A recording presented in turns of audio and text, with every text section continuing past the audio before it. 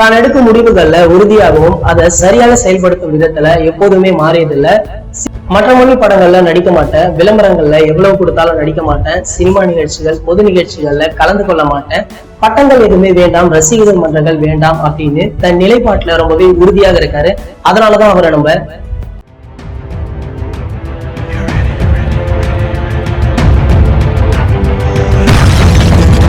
இந்த வீடியோவை நாங்கள் லைட்ஸ் ஆன் சேனல்ல அப்லோட் பண்ணிடுவோம். இந்த சேனலுக்கான லிங்க் கீழே உள்ள டிஸ்கிரிப்ஷன்ல இருக்கு, மறக்காம கிளிக் பண்ணி பாருங்க. எவ்ரி வீக் ஃப்ரைடே இந்த தலை போல வருமா ஷோவை அதில் கண்டிப்பாக அப்லோட் பண்ணிடுவோம்.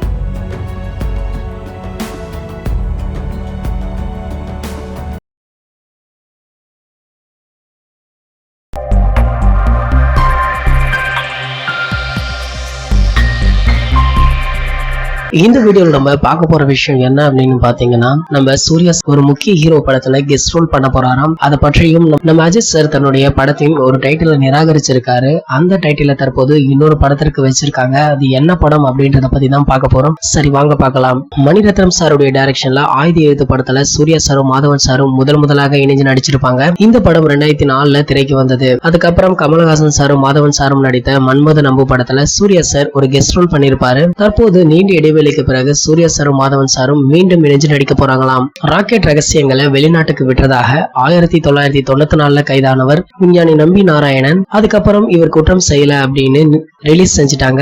அவருடைய வாழ்க்கை ராக்கெட்ரி என்ற பெயர்ல தமிழ், ஆங்கிலம், ஹிந்தி ஆகிய மொழிகள்ல படமாகிட்டு வருது. இதுல நம்பி நாராயணன் வேட மாதவன் சார் நடித்தும் படத்தை டைரக்டும் செஞ்சுட்டு வராரா. இந்த படத்துல சூர்யா சாரும் நடிக்க போறாராம். அவருடைய கதாபாத்திரம் சிறிது நேரம் வரும்படியாக இருக்கும் எனவும் சொல்றாங்க. மேலும் கதைக்கு திருப்பு முனையாகவும் இருக்குமா. இந்த படத்துடைய ஹிந்தி பதிப்புல நம்ம சூர்யா சாருடைய கேரக்டர்ல ஷாருக்கான் சார் நடிக்கிறாராம். இதுல சிம்ரன் உள்பட மேலும் பல பேரும் நடிக்கிறாங்களாம். படப்பிடிப்பு விறுவிறுப்பாகவும் நடந்துட்டு வருதான்.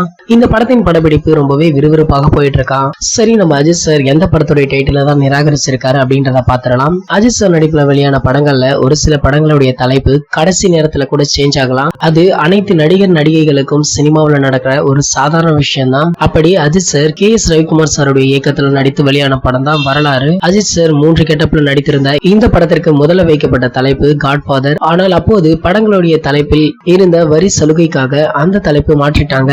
வரி சலுகைக்காக அந்த தலைப்பை மாத்திட்டாங்க. ஆனா தற்போது அது போன்ற சலுகைகள் இல்லாததால சதுரங்க வேட்டை புகழ் நட்டி எனப்படும் நடராஜ் நடிக்கும் புதிய படத்திற்கு இந்த தலைப்பை சூட்டியிருக்காங்க. மேலும் இந்த ஃபர்ஸ்ட் லுக் சமீபத்துல வெளியாகி ரொம்பவே வைரல் ஆக்கிட்டு வருது.